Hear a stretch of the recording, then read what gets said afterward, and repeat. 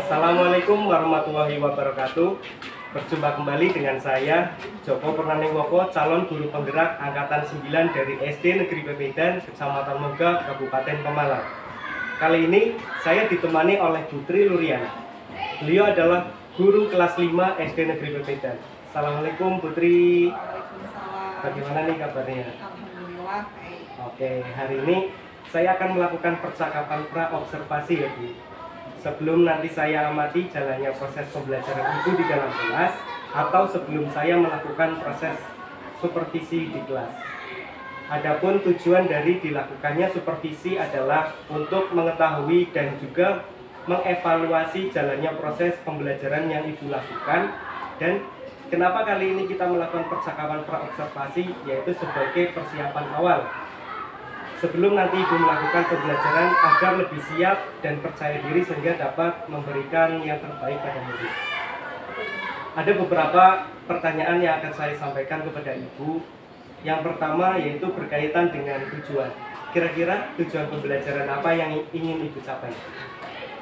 Berdasarkan rancangan pembelajaran yang saya tuliskan, tujuan pembelajarannya meliputi 1. Mencari hubungan faktor alam dan perbuatan manusia dengan perubahan kondisi alam di permukaan bumi. 2.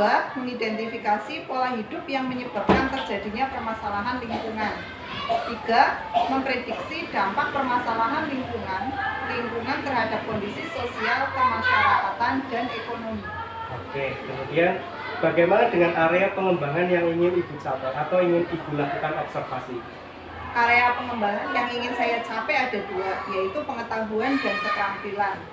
Di area pengetahuan, peserta didik menyelidiki bagaimana hubungan saling ketergantungan antar komponen biotik, abiotik, dan mempengaruhi kestabilan suatu ekosistem di lingkungan dan sekitarnya.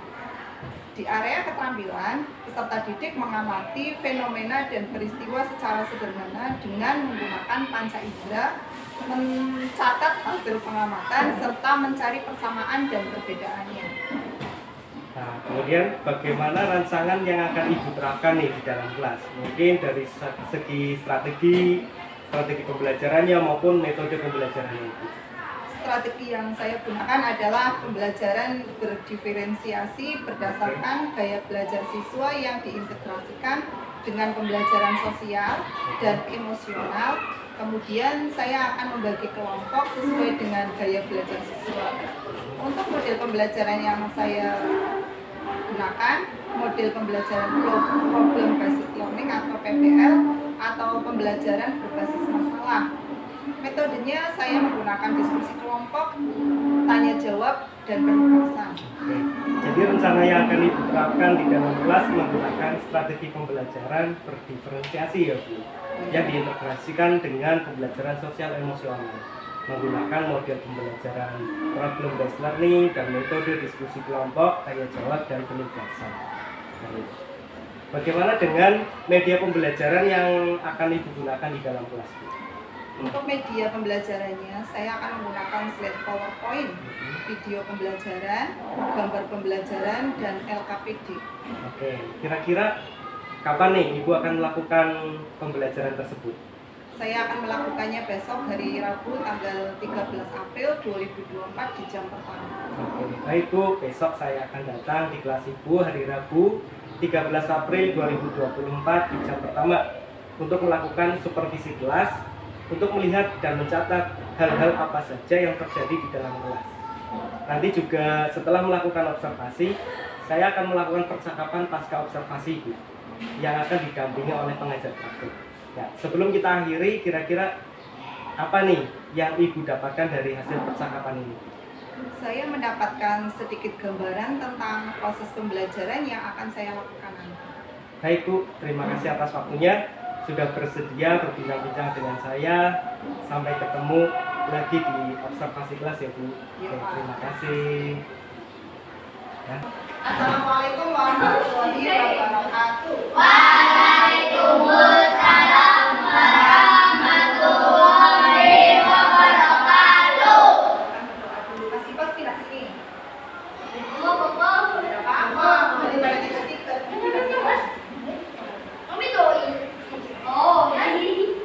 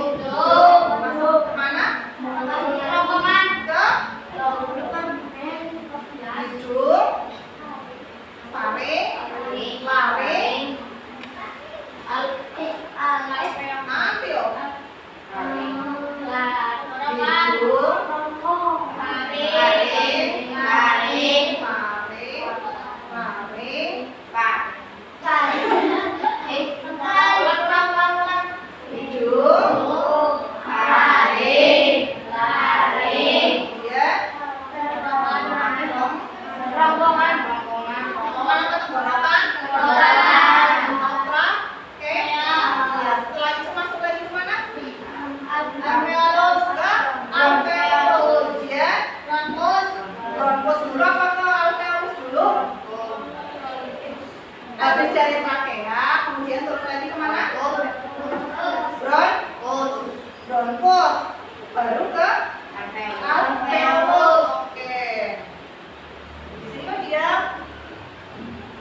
Oke. Manusia itu menghirup apa? Oksigennya masuk ke laring. Prosesnya seperti itu ya. Terus bronkus itu apa? Apa? Yang kayak gini. Apa namanya? Cabang. Ya, cabang dari cabang tenggorokan. Cabang ke paru. Oke. Nah, di musim seperti ini, kamu tahu tidak bahaya yang apa ya terjadi ketika musim-musim seperti ini? Ya betul, ada banjir. Kenapa sih bisa banjir? Kenapa? Kenapa bisa banjir? Ya hujannya siang malam, debit airnya naik. Kemudian, nah apa yang bisa menyebabkan banjir? Kalau banjir di kali tidak apa-apa ya. Iya, tapi biasanya bludak iya naik ke rumah penduduk ke desa, rumah yang kita tinggali itu akibat apa? Akibat sampah. Berarti apa itu? Orang membuang sampah sembarangan. Oke. Terus selain banjir, apalagi bukitnya itu, tanahnya itu ke bawah rumah warga. Terus kira-kira apa lagi? Gempa bumi. Ada gempa bumi. Musim topan. Betul. Ada angin topan. Manusia. Oke. Banjir. Jadi banjir itu disebabkan oleh sampah yang di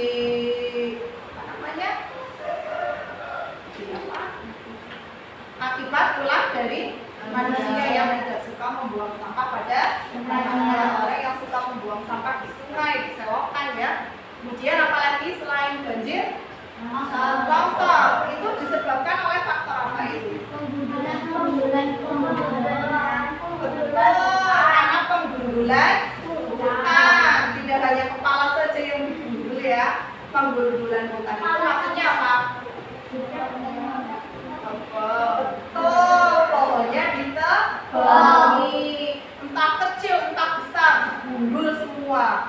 Nah, akhirnya setelah gundul terjadi hujan, tanahnya akan turun karena tidak ada yang iya benar, tidak ada yang ganjel. Kalau ada oyot-oyotan kan ganjel ya, airnya itu diserap sama akar. Tapi karena tidak ada akarnya, pohonnya mati, akhirnya tanahnya kosong. Nah, selain itu apa lagi? Ada? Ya, kalau yang disebabkan oleh alam. Ya, kalau tadi kan contoh yang disebabkan oleh manusia. Nah, sekarang yang disebabkan oleh alam. Gempa, betul. Gempa bukan sama manusia ya, bukan kelalaian manusia ya, tapi itu karena faktor alam. Selain gempa bumi, tsunami. Ya, kalian tahu tsunami? Tahu. Apa sih tsunami?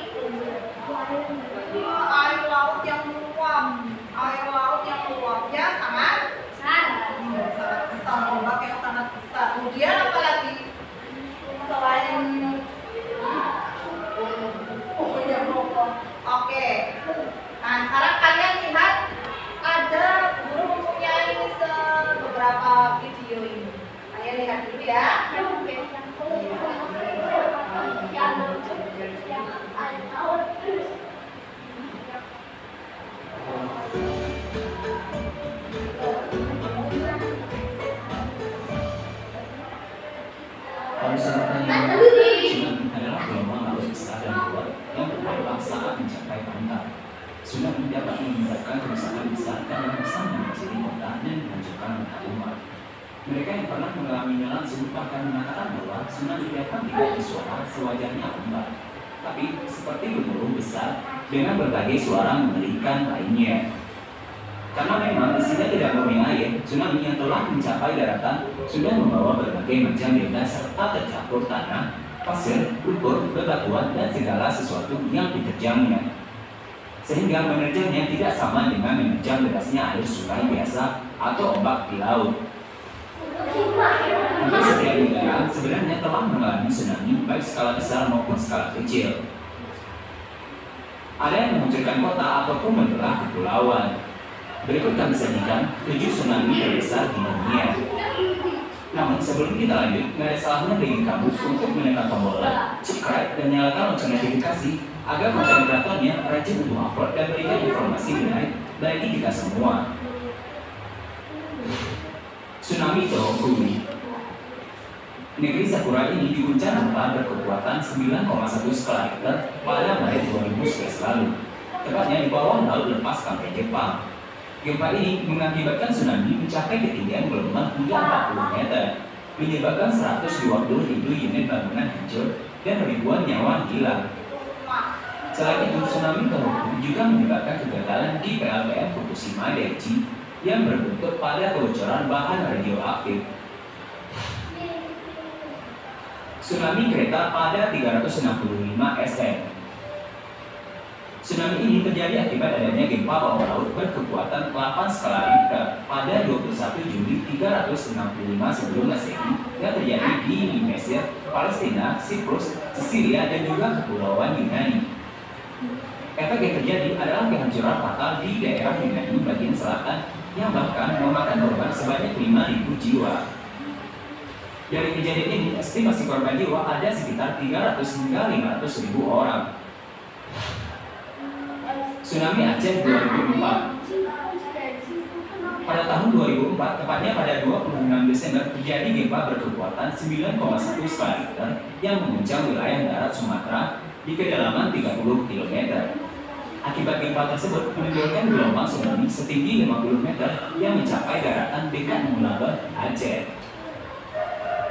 Ini merupakan salah satu tsunami terbesar yang ada di dunia. Hingga hampir 1.000 alat ukur pasang laut melaporkan adanya gelombang tinggi. Dari kejadian ini tercatat ada sekitar 230.000 korban jiwa.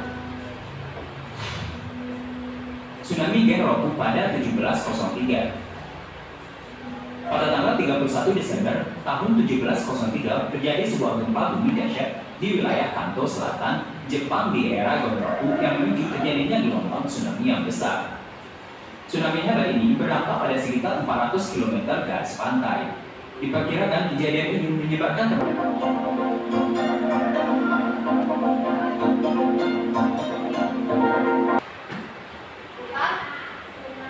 apa?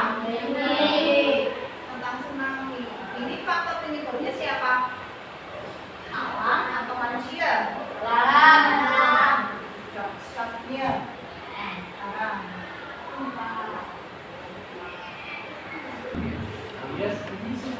Seru ya? Apa itu?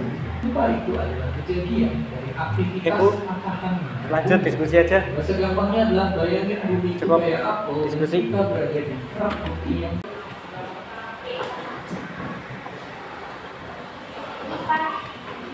Lihat yang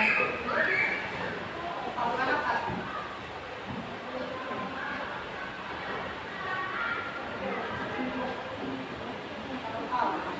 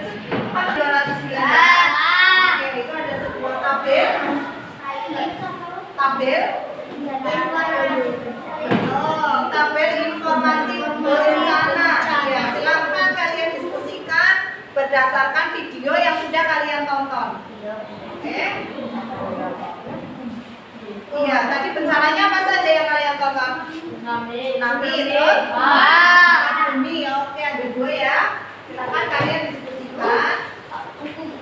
Iya, berdasarkan tabel dibuat tabel seperti itu. Dibuat tabel. Buktinya dikeluarkan.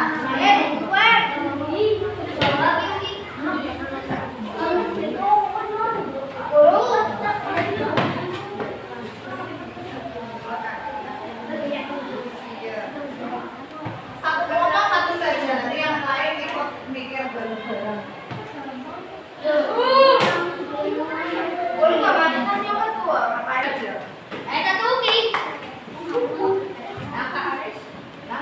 Nama bencana alam, akibat dari bencana alam, tempat terjadi bencana alam tadi di mana?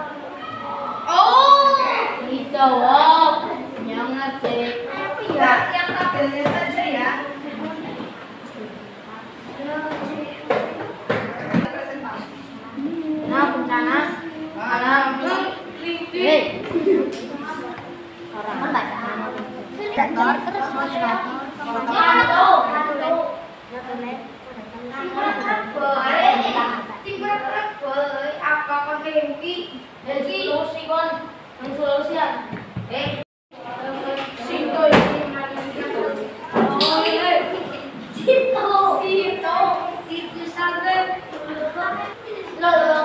Bisa yang mana tanya aja, tapi yang ada di buku ya, Beb.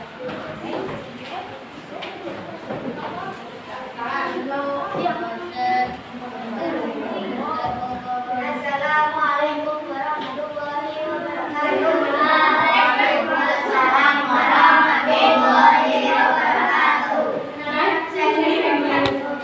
Perkenalkan nama saya Natalia Lutfi sebagai komandan. Perkenalkan nama saya Aisyah sebagai anggota. Perkenalkan nama saya Yusna sebagai anggota. Perkenalkan nama saya Kamil sebagai petugas. Kami akan presentasikan hasil diskusi kami akan disampaikan oleh Assalamualaikum warahmatullahi wabarakatuh. Waalaikumsalam warahmatullahi wabarakatuh. Untuk peristiwa alam tidak bermacam-macam. Peristiwa alam dapat terjadi secara laut maupun di udara. Penyebabnya bisa terjadi peristiwa alam bisa terjadi suatu bencana jika membawa peristiwa bencana adalah sesuatu yang dapat mengancam dan mengganggu kehidupan manusia. Bencana yang terjadi karena adanya peristiwa alam disebut bencana alam.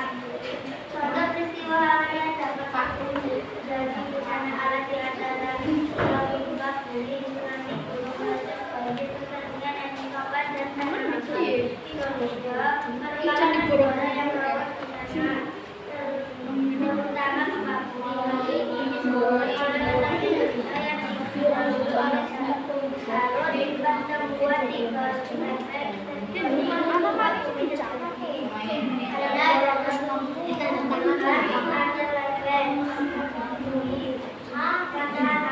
aktivitas gunung Merapi atau Tuhan Batuan. Aktivitas ini menunjukkan udara di permukaan bumi.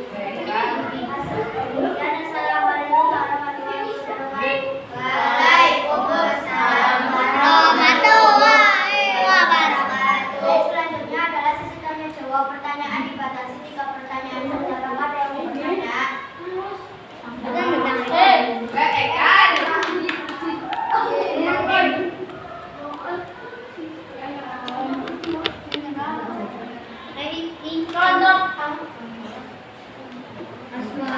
Contoh peristiwa yang terjadi karena alam.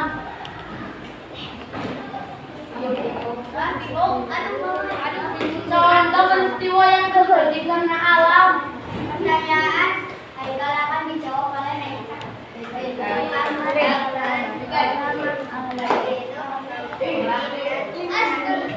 Silakan yang mau bertanya lagi.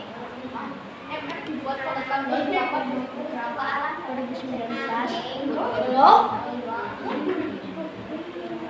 Pertanyaan Anda akan dijawab oleh Neka. Semua alam dapat terjadi di dalam tanah. Baik, selanjutnya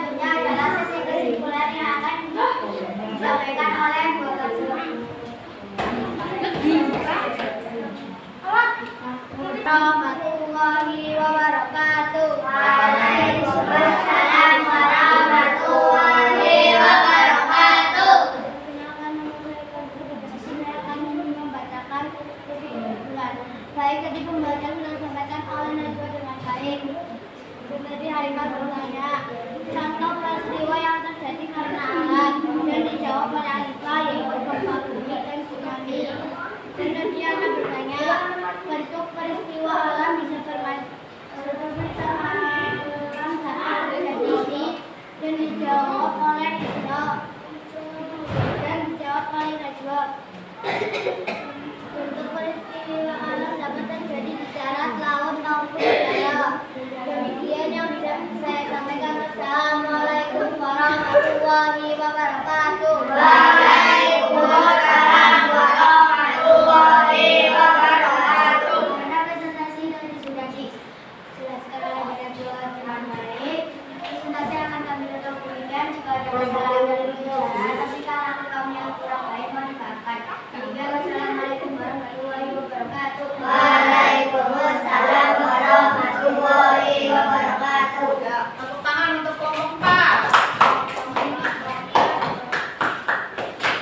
Tadi sudah dilaksanakan diskusi dari kelompok 1 sampai kelompok 2. Tepuk tangan untuk kalian semua. Oke, dari pembelajaran hari ini bisa disimpulkan ya, ada 2 faktor bencana. Haikal, yang pertama disebabkan oleh alam, dan yang kedua disebabkan oleh manusia. Bencana alam yang disebabkan oleh manusia. Oke,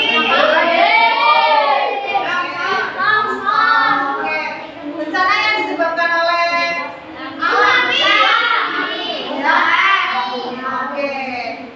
Oke, dari pembelajaran hari ini, kira-kira kalian sudah paham tidak? Apakah ada pertanyaan lagi? Oke, terima kasih. Kalau sudah, silakan bukunya ditumpuk kembali.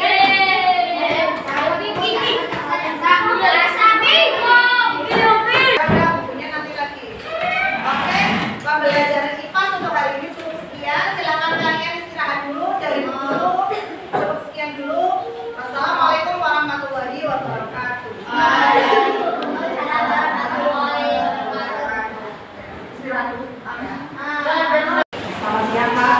Selamat siang Bu Tri. Ini terdapat tidak lupa menghubungi saya.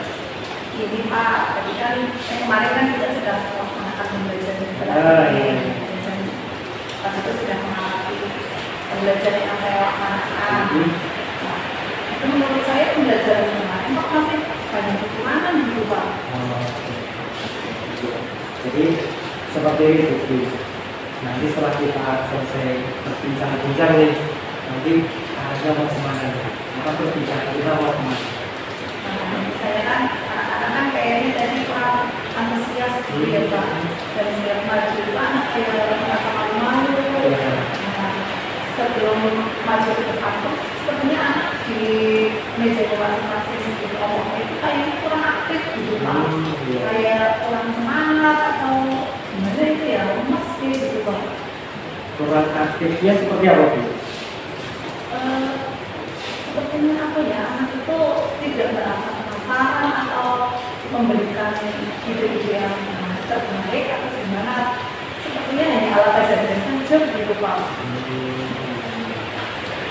Ya. Kemudian sudah ada upaya apa dari Bu untuk mengatasi ini? Mungkin saya akan memberikan edukasi mungkin ya Pak, biar anak itu lebih jadi Tadi sudah dilakukan.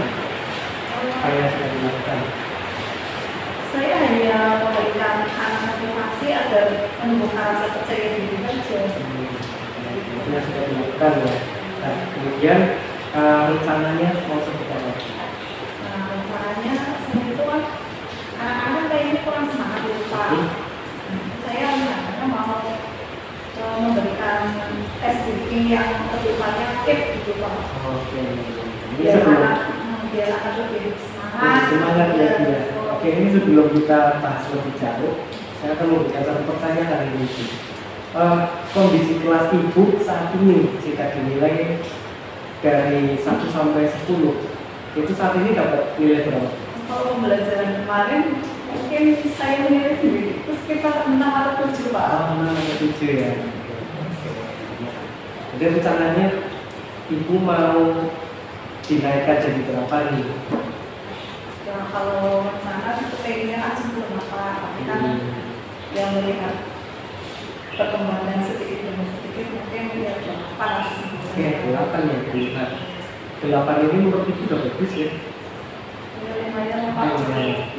Cukup ya, sudah cukup lumayan. Nah, indikator 8 ini sebagai indikator jika kelas ibu itu mendapatkan nilai poin 8, itu indikatornya seperti apa? Mungkin pembelajarannya anak lebih semangat, energi mungkin, atau terus maju ke depan juga dengan penuh rasa percaya diri, mengurangi gurauan mungkin ya Pak. Itu sebagai indikator untuk mencapai nilai 8 gitu. Nah, kemudian untuk melakukan atau untuk menaikkan nilai tadi rating tadi dari 6 itu dari 6 sampai ke 8. Nah, itu rencananya mau seperti apa? Mungkin saya akan memberikan motivasi mungkin ya Pak, biar anak itu lebih percaya diri. Kelihatannya anak itu setiap maju itu malu-malu gitu. Motivasi berarti di sini permasalahan terletak pada motivasi belajar siswa. Nah, menurut ibu apa yang menyebabkan motivasi belajar siswa yang kurang, kemudian apa yang bisa membangkitkan motivasi belajar siswa? Mungkin pembelajarannya kurang menarik, atau anak itu sudah tahu atau malas mencari tahu mungkin Pak. Ya, itu banyak faktor ya. Nah, jadi rencana untuk menaikkan nilai tadi dengan menurut ibu tadi menggunakan apa tadi Bu? Maaf, saya lupa. Motivasi Nah, kita memberikan motivasi. Nah, motivasi yang semacam apa Bu? mungkin ujian dengan mungkin ujian biar yang malu-malu dan merasa rendah diri jadi lebih percaya diri. Selain ujian itu, Mungkin ribet ya Pak. ribet, ya ribet. Mungkin Ribet. ya Untuknya seperti apa ini ribet itu? ya misalkan dengan apa ya tangan atau hadiah ujian mungkin ya Pak. Ini menggunakan ujian Ya atau menggunakan nilai misalkan. Oke ini yang percaya diri akan dinilai bagus dari teman-temannya atau teman-temannya. Sekarang seberapa yakin dengan metode tersebut? Tidak keberhasilan. Mungkin jika itu diterapkan, nanti tidak keberhasilannya jadi seperti apa? Mungkin akan lebih semangat, terus nanti nilainya juga mungkin akan lebih baik. Jadi salah satu indikatornya juga berhasil belajar siswa juga ya Bu. Oke, itu sebagai indikatornya. Kemudian kira-kira ibu kan kalau udah yakin Pak, yakin betul bahwa metode ini jika diterapkan dengan baik maka akan menaikkan poin tersebut tadi ya. Nah, sekarang apa yang menjadi kendala tadi? Dan itu Pak, anak itu masih semangat. Mungkin apa ya?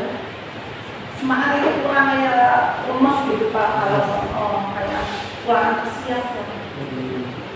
Oke, berarti semangatnya tetap ya, berarti semangat yang menjadi masalah, itu permasalahannya di semangat. Oke, kalau seperti itu siapa nih yang bisa diajak kolaborasi untuk bisa menerapkan metode yang tadi disampaikan? Kira-kira siapa? Mas Jawa atau siapa? Ya mungkin teman-teman yang lain bisa memastikan mungkin. Bisa jadi guru, teman-teman guru yang lain yang memberikan masukan seperti itu. Oke Bu, sekarang yang akan bertanggung jawab dengan program ini kan kita sudah mempunyai rencana. Nah rencana itu kita harus direalisasikan. Jadi siapa yang bertanggung jawab dengan program ini? Tugas ya, tapi dalam hal ini jalankan sendiri ya. Mungkin bisa dibantu oleh rekan sejawat tadi ya Bu ya. Masukan dari yang lain. Sekarang apa nih rencana itu akan ditindaklanjuti? Setelah di diskusi ini ya Pak, tadi mungkin dengan memetik anak menjadi memotivasi anak, mungkin minggu depan saja ya Pak. Minggu depan ya, oh berarti pas saat mata pelajaran yang tadi itu diulang kembali ya Pak? Ya, melanjutkan. Oke, jadi kalau minggu depan ya. Nah, ini kan rencananya mau minggu depan. Rencananya setelah dilakukan itu, setelah dilakukan aksi nyata tersebut, jangan akan melakukan upaya apa lagi untuk menilai bahwa program tersebut bisa kita kedepankan sukses atau belum. Mungkin ada evaluasi. Ini harus apa? Ya mungkin setelah nanti pembelajaran kemarin dan nanti akan saya perbaiki lagi di minggu depan, mungkin ada evaluasi baru untuk lebih menambah motivasi apa nilai-nilai itu biar menambah tinggi. Oke. Ya, setelah kita berbincang kayak gini, itu mungkin dapat menimbulkan permasalahannya atau solusi yang tidak disampaikan lagi. Mungkin ke depan saya akan memberikan motivasi biar anak tidak malu-malu Pak. Terus memberikan misalkan SPK atau apa yang lebih variatif supaya anak juga tidak bosan. Itu kayaknya Pak, terima kasih waktunya. Iya, sampai jumpa di minggu depan ya. Saya tunggu kabarnya. Iya. Ketika keberhasilannya seperti apa, silakan kabari saya. Oke. Terima kasih Ibu. Sama-sama Pak.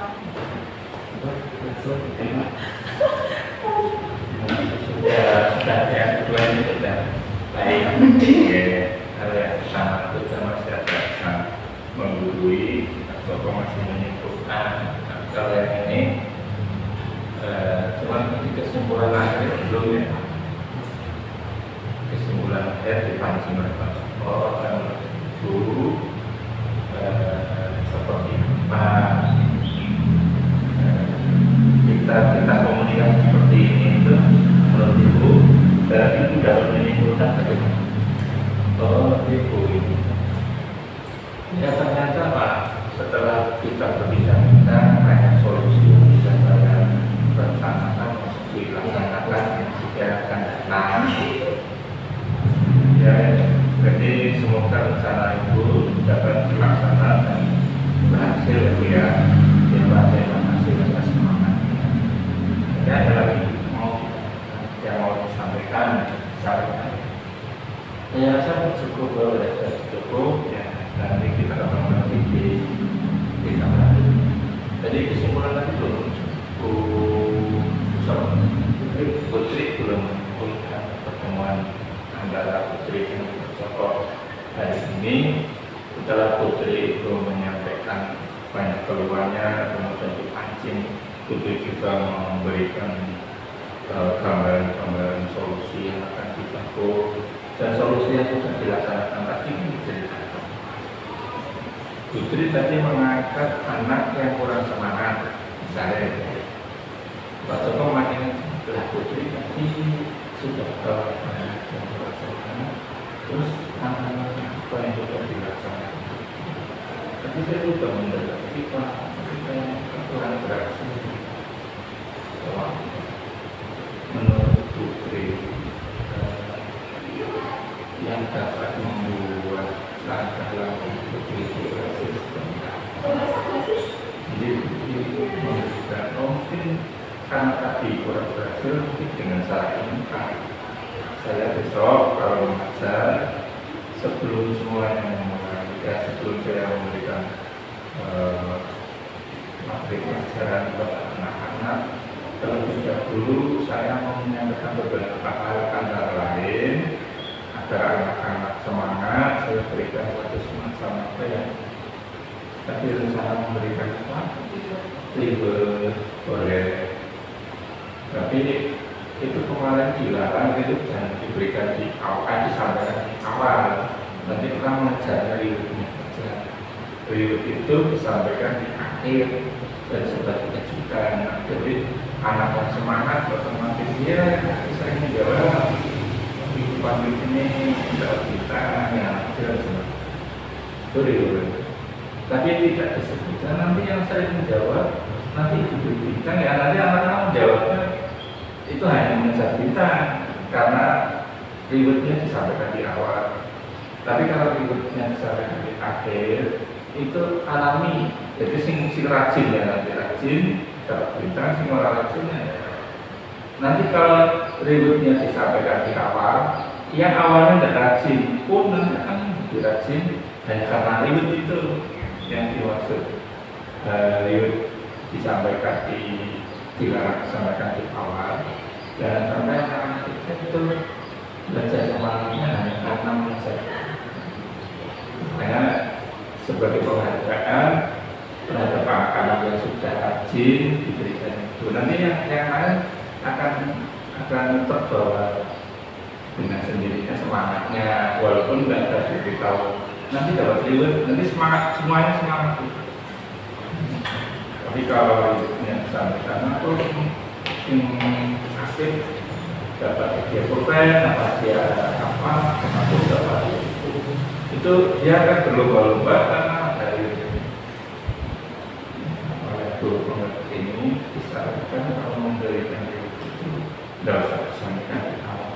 Ya asli alami memang anak itu rajin, anak itu pintar, anak itu memang pantas mendapatkan itu.